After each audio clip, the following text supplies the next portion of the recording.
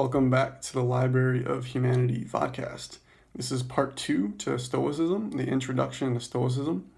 And this is a perfect lesson in Stoicism because I just received a call on my phone and that ended my filming, my recording of part 1. So my plan was to have one fluid film of Stoicism. But instead, because of external circumstances, now I have to do 2 parts. And if I wasn't as stoic as I was, I would be attached or I would get mad. I would have anger in the fact that the reality or the film didn't go as planned through my ego, my egoic view. So I had a lot of specific views on how it was supposed to go. And it just didn't end up that way. I think God's plan had it differently. So the idea, or nature's plan had it differently. So the idea is the world is just happening and you need to follow that river, the river of nature. You need to follow that river and stop swimming, and just let the river take you where it's going. And so that's a perfect specific example of Stoicism. This is a good way to start part 2. And where we were is at error of judgment. So again, the error of judgment is your inner voice. Your inner voice is trying to convince your body and your mind to do specific things, and that is the swimming against the current. So the desire to have more power for your ego, that's the same as swimming against the current, and that is always the error of judgment, and that is coming from your inner voice, and your inner voice is itself the evil of the world, because it's not allowing your consciousness to become the soul. It's distracting your consciousness by being the ego and believing that you are the ego.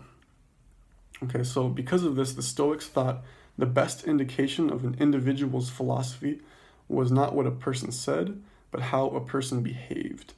So another important idea with Stoicism is that for you to learn something means you have to change your behavior. By learning something, it doesn't mean that it's different than you saying, for example, you completing a test. So completing the test just means you memorized some words and you're able to connect certain words with each other in a logical fashion. But that's actually not learning. Learning is when you have a behavior, maybe a negative behavior, and then you quit that habit and you start a healthier behavior because you see that the healthier behavior is truly healthier. So that's actually learning, not by speaking.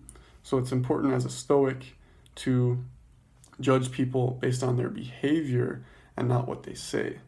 And so to live a good life, it says, one has to understand the rules of the natural order, since they thought everything was rooted in nature. So nature itself is perfect, and to become a perfect, to live from perfection, you need to live from nature or nature's way. You need to improve the way you see reality and live from that perfect flow of nature. Many Stoics, such as Seneca and Epictetus, emphasize that because virtue is sufficient for happiness, a sage would be emotionally resilient to misfortune. So a sage is, someone maybe in Europe would be a philosopher, or ancient Europe would be a philosopher, and people in the East, such as Japan, China, and India, a sage is someone who meditates along probably a majority of their day. They sit in meditation in order to become enlightened. But those are two sides of the same coin. Being an ancient philosopher would be the same as being a meditator. And that's, so we could just call those sages. And so sages are emotionally resilient to misfortune. Misfortune, again, is you suffering. So the idea is to stop suffering is to stop attaching to the suffering. So the suffering is going to happen, but you don't need to attach to it. You can see that you are your soul. Your soul never suffers. The nature of your soul is perfection. because it is God. The nature of your ego, which you aren't, but you aren't your ego, but the nature of your ego is to attach to happiness and attach to the fear of suffering. So a sage maybe watches the ego have happiness and suffering, but the sage knows that he or she is the pure consciousness or the soul and not the ego. So the ego is the body and the inner voice and the mind trying to perpetuate itself. That's the purpose of it. But the purpose of the soul is to be a pawn or a part of the chess game of God or of pure nature. And so that's what the sage realizes. So the sage doesn't attach to the positives and negatives of life. This is the basis of Stoicism. This belief is similar to the meaning of the phrase stoic calm. So a stoic calm would be imagine someone in a marketplace in India, and there's just lots going on. There's like 500,000 people in this gigantic marketplace, yelling and buying and selling things, and there's like chaos almost. And there's just like motorcycles, there's noise, there's honking cars, there's animals, there's like goats and cows walking. But then you see a sage sitting there in the full lotus position in Indian style with their eyes closed, and they're just breathing. And you can tell that their consciousness is 100% focused on the in and the out breath. So they're just completely calm in this chaos that is the marketplace. Or imagine that you're a Tibetan Buddhist monk and you're out in the Himalayas and it's snowing and it's 0 degrees and it's snowing like crazy. And this person has maybe a sweater or I guess a monk's robe and is sitting there in perfect meditation while the blizzard is occurring. This would be the stoic calm.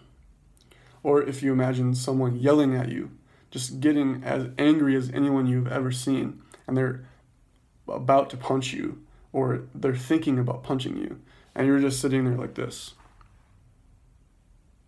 just kind of smiling. And you don't attach to the fact that you might get punched right now. You would just get punched. You can imagine Jesus like getting punched on this side of the face and just turning his cheek to maybe have the person punch the other side of their cheek.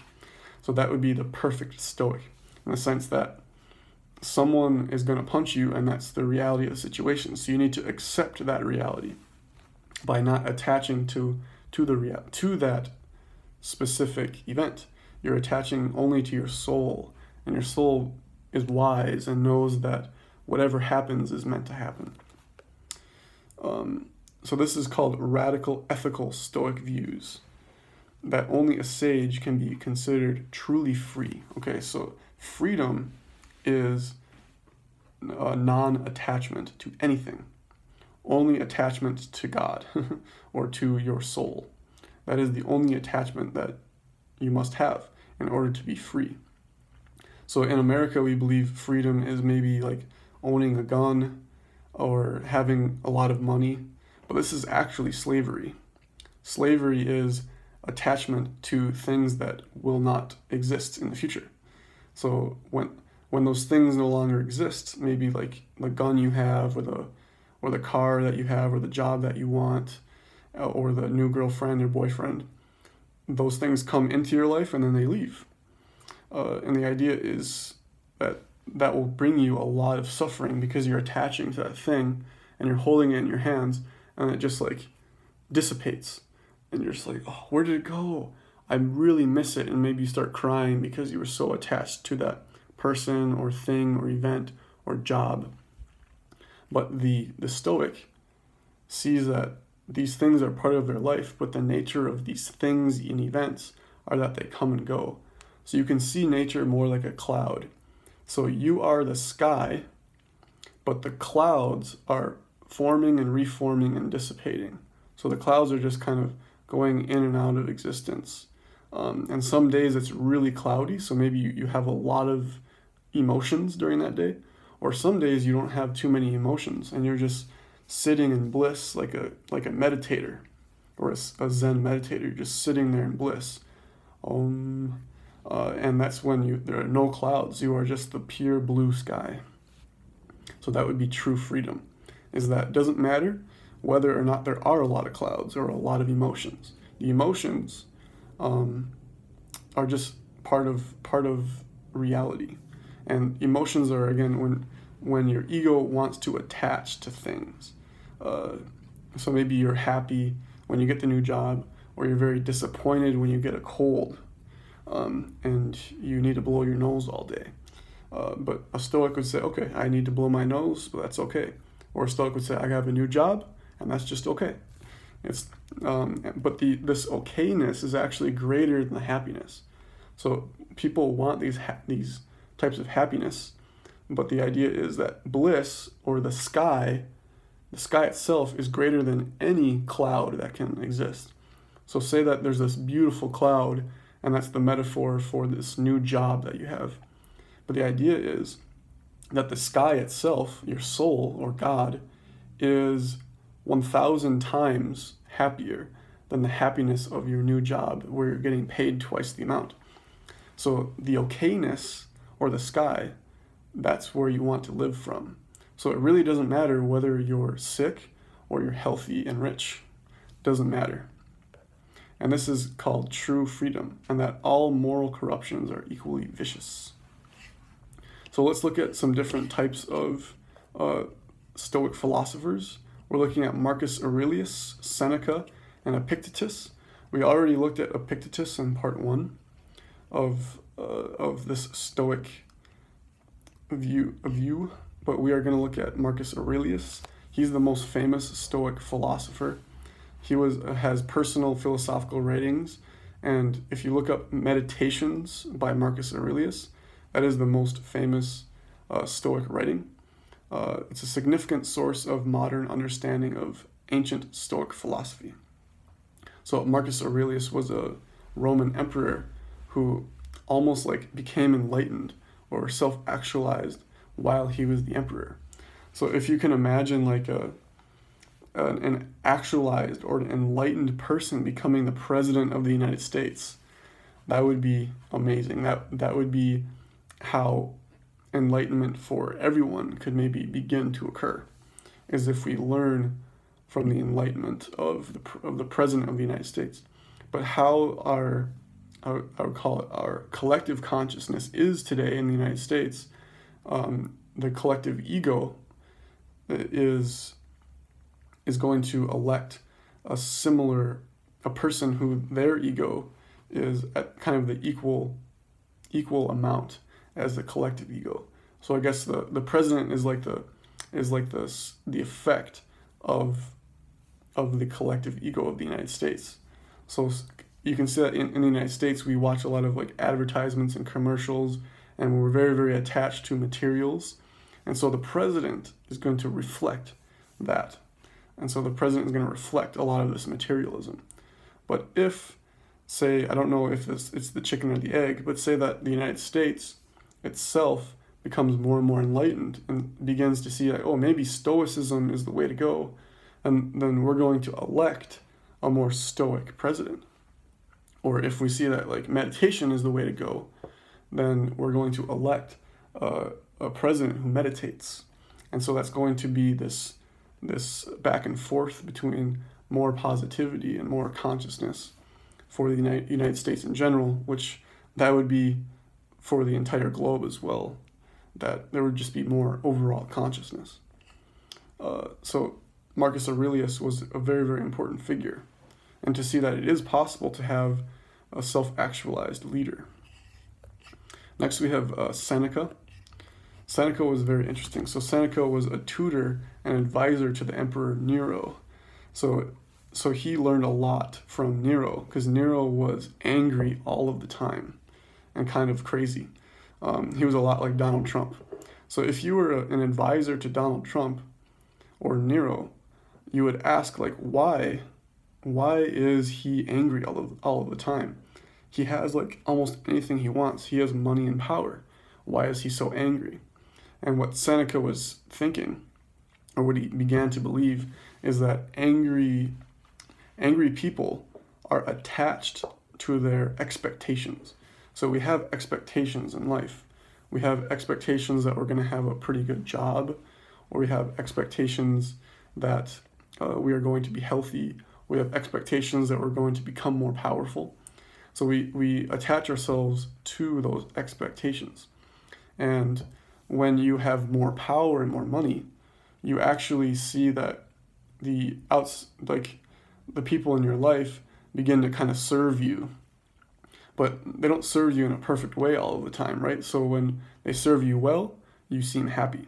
But when they don't serve you well, these people in your life or these events, and you get really angry, like, why isn't someone working harder? Like these people, they want to blame somebody.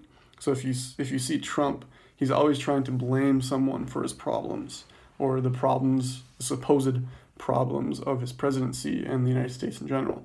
But he always is wanting to blame other people, and he gets really angry about it because he has really high expectations for what needs to happen in life.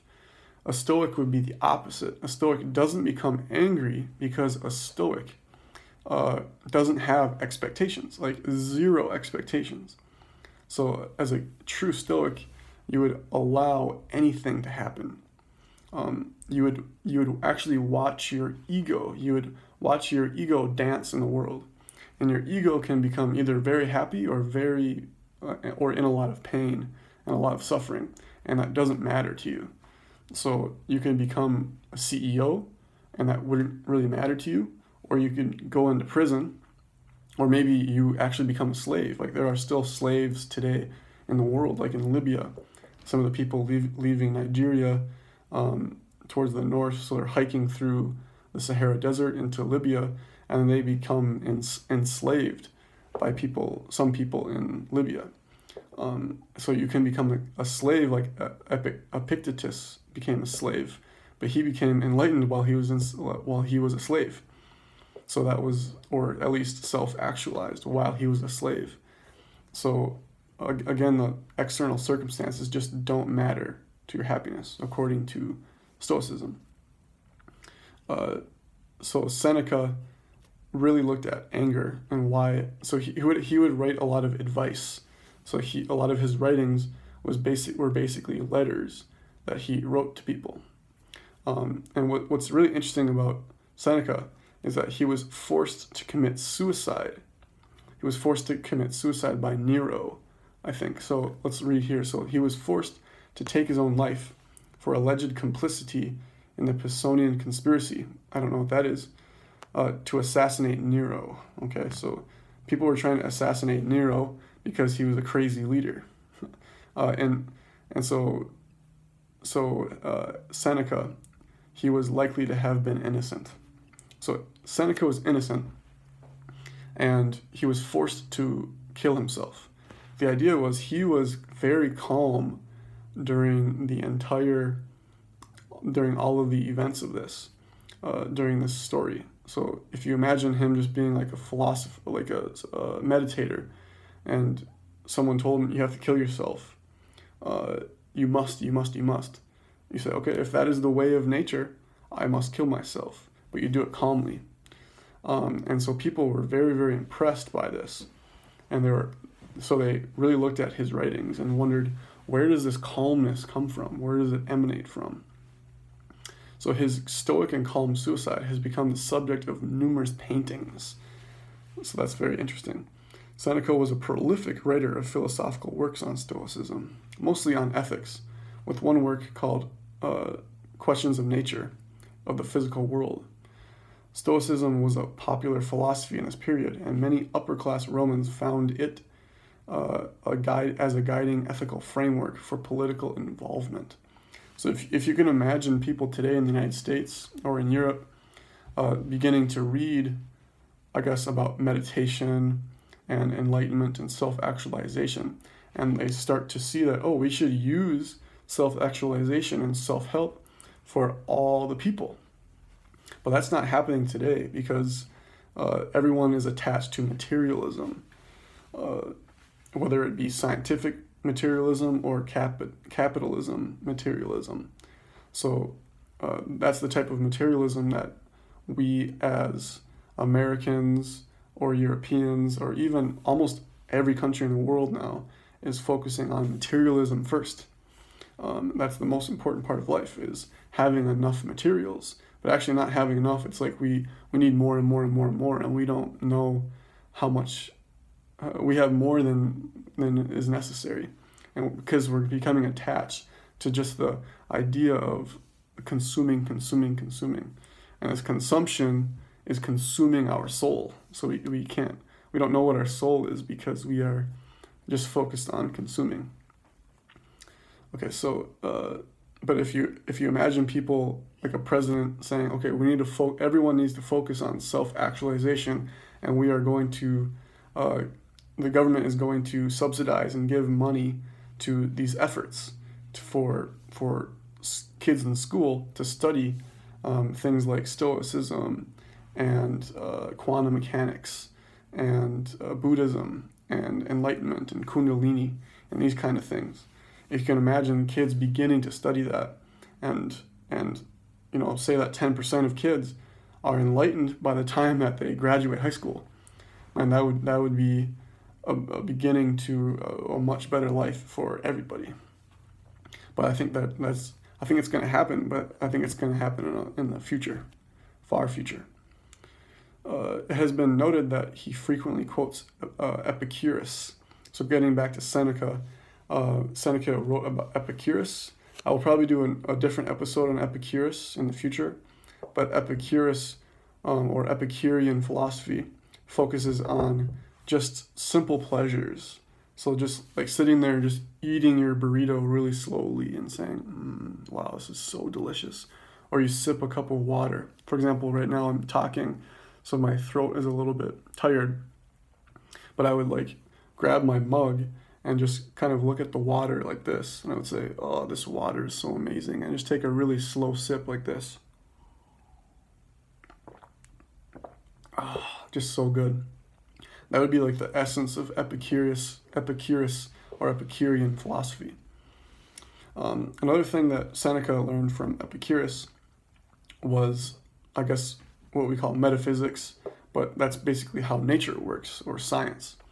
So Seneca and other Stoics, they saw that, quote, the universe is governed for the best by a rational providence. Rational providence means you focus on the facts. You don't let your emotions change your ideas. So your ideas come from focusing on what is rational. And I think that a lot of Americans focus too much on believing that the rational is the way to go. So this is one of the negatives, I believe, of Stoicism, is that Stoicism focuses only on rationality merely, and thinking that the rational is the way to truth. So, for example, you might study logic, math, and science and believe that that's the only way to the truth. And that's basically how Western civilization came out to be. They believe that like math explains more about the universe than becoming enlightened. And so that would be an assumption, or I would say a bias in European style thinking, or modern scientific type thinking. And so I would really question whether you think that, does math explain more of reality, or does having an enlightenment experience explain more about reality? That would be another topic, but I would definitely argue that like it's simple for your mind to say that, oh, math can explain blah blah blah. But when you have a subjective experience of what is real, you would see that, like, okay, math can't explain it all. Math can explain some things that are useful, but it can't explain it all, because when you are using your mind to explain all of reality, your human mind is like this, and all of reality is like this. So the only way to become or witness all of reality is not to use your mind, it's to use your pure consciousness, just the pure existence of I guess purity, pure here and nowness would be another way to say that. So getting back to Wikipedia, this has to be reconciled with adversity. Seneca regards philosophy as a balm for the wounds of life. The destructive passions, especially anger and grief, must be uprooted, although sometimes he offers advice for moderating them according to reason. So these Stoic philosophers and a lot of European philosophers believe that reason is the way to cut your emotions at the root. So what is evil? Evil is emotions. What is good? Good is like facts and objective truth. So we need to focus on objective truth and avoid emotions. So this again sounds really good, but this has a lot of negative implications on your being able to see truth. Okay, so then and continue with Seneca, he discusses the relative merits of the contemplative life and the active life. And he considers it important to confront one's own mortality and be able to face death. Okay, so this is another important part by saying that contemplative life or armchair philosophy or meditation, so this is part of life and it's equally as important as the active life. So you going to work, for example, is equally as important as you coming home from work and maybe listening to a really deep podcast, or you reading a really deep spiritual book, or you beginning to read philosophy. So these are equally as important. And also another way of saying this is that idealism and theory are equal to pragmatism and practicality. So no matter what you believe is practical, that's equally as important as theory and idealism. So those come hand in hand. And this is one of my favorite parts of Seneca. Next we say, he considers it important to confront one's own mortality and be able to face death. So in modern society, we do not talk about death, ever. No one talks about you dying. But I would say ancient wisdom from ancient Rome and ancient Greece is that death was something that you don't fear and you actually talk about and you joke about it, because death is not scary. Death is just a natural part of existence. So existence is perfect, and being born and dying is a part of it. So there's nothing that's like inherently good or inherently bad about death. Another important thing about death is that by facing your death and just realizing, well, I'm going to die. This is going to end. Like me. Or like I close my eyes and see that, like my mind, my inner voice, wow, this Kyle-ness or this me-ness, me, I'm going to die. I'm going to end. And you just maybe sit there for a minute and say, like, or you put your awareness to your heart, like, this heart is going to stop beating, and I'm going to no longer be able to live my life. So you need to confront that. You need to really, really confront it and realize the truth of you dying.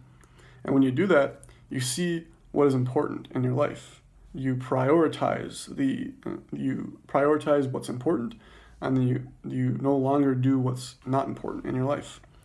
And you see, and Stoicism shows you what is important. Stoicism shows you that contemplating, meditating, interacting with people you love, and the simple things in life, that's what's important.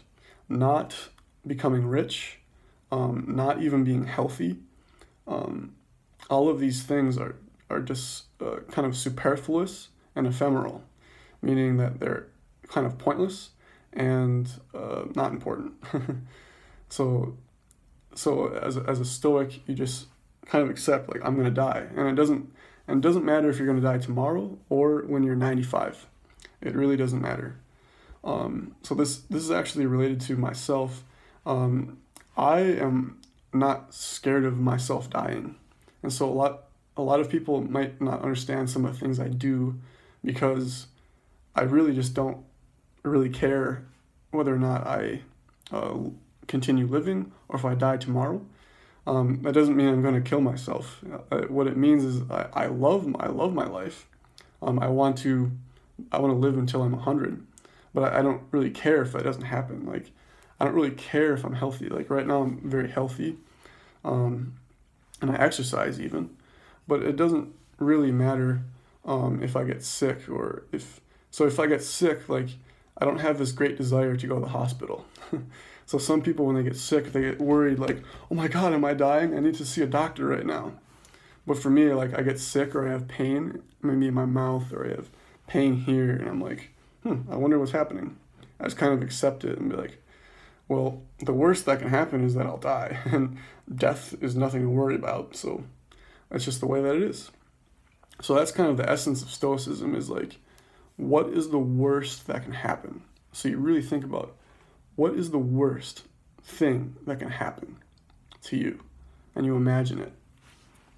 You say, okay, maybe dying in a fire. So maybe I blow up or something, or I drown in the ocean, or I get attacked by a shark, for example.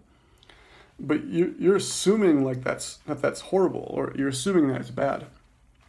What if, like, say you're in a really bad car accident? What if the nature of reality is that there's only a certain amount of pain that God or nature allows you to have? And once you reach this threshold of pain, your consciousness no longer experiences the pain, and you actually witness the pain. You see it like it's a movie, rather than you experiencing the pain. Like, it might be that as soon as you have a great amount of pain, your consciousness goes beyond the pain, and you have this out-of-body experience, right? Out-of-body experience, OBE, out-of-body experience, or a near-death experience, NDE, a near-death experience. So your consciousness leaves your body and leaves your brain, and then you watch yourself. You're like watching yourself be in pain, or watching yourself dying.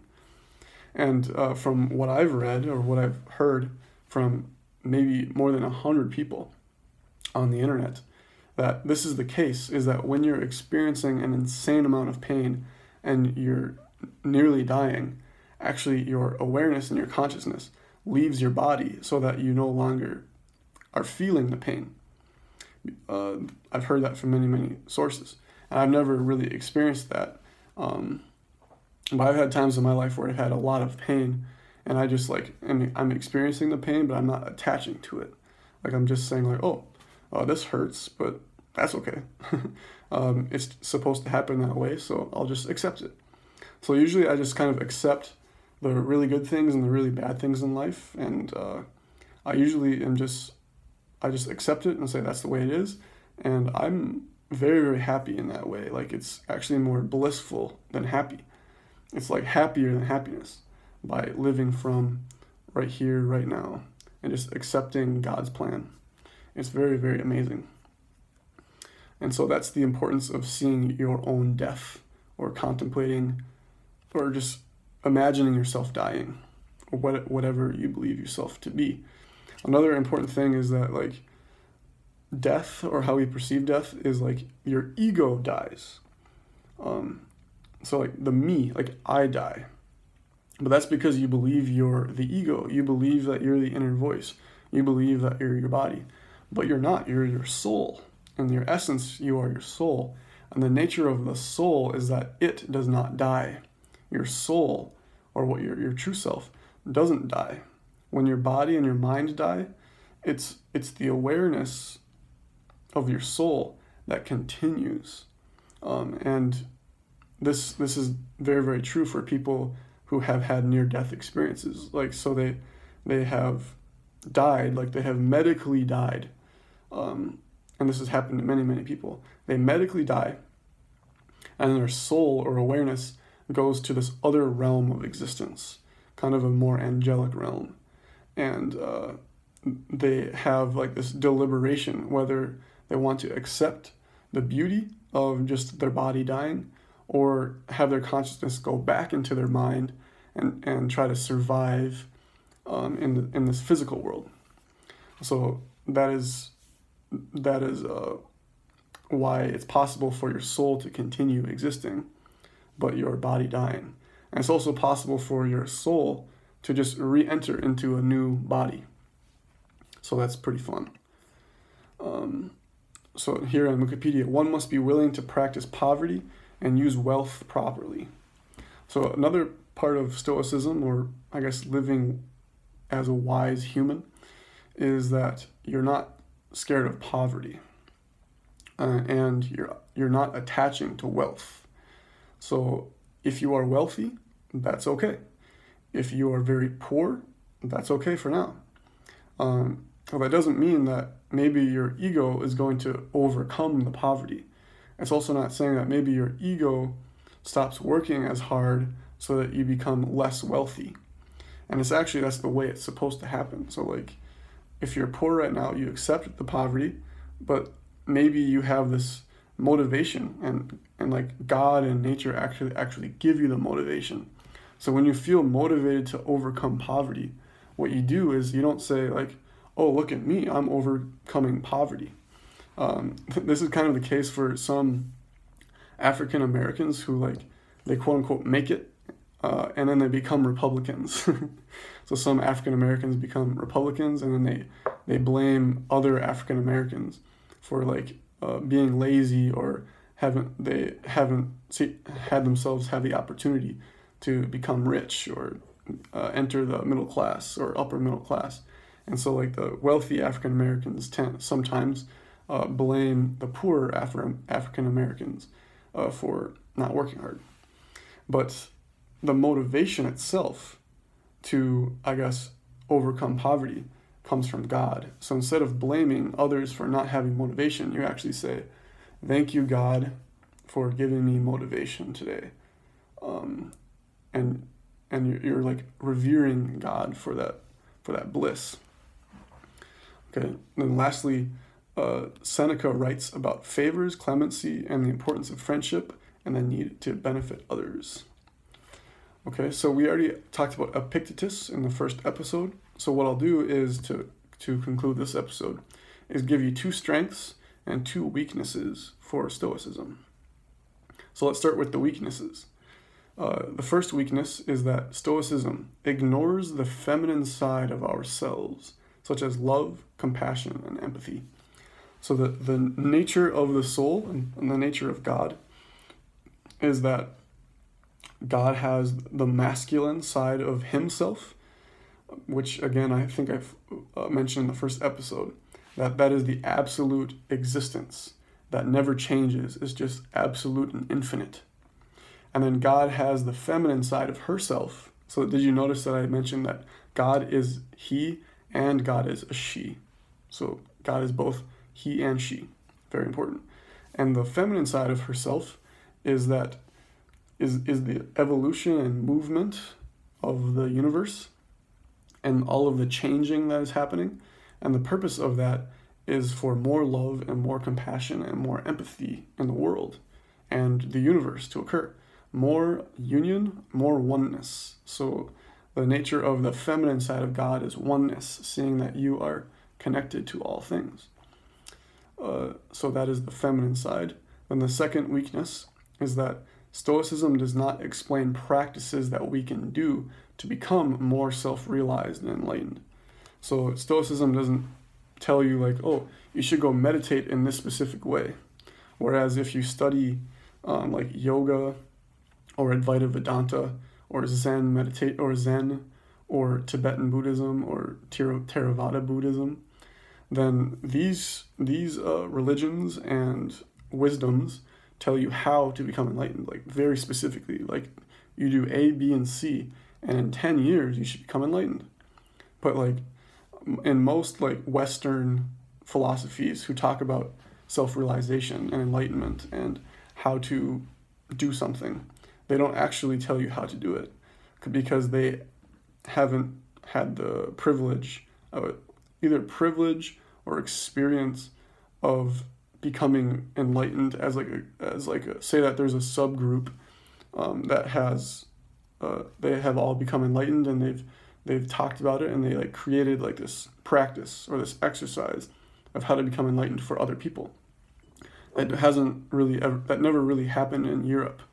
And if it did, it became suppressed by the powerful governments and the powerful kingdoms and the Catholic Church, basically.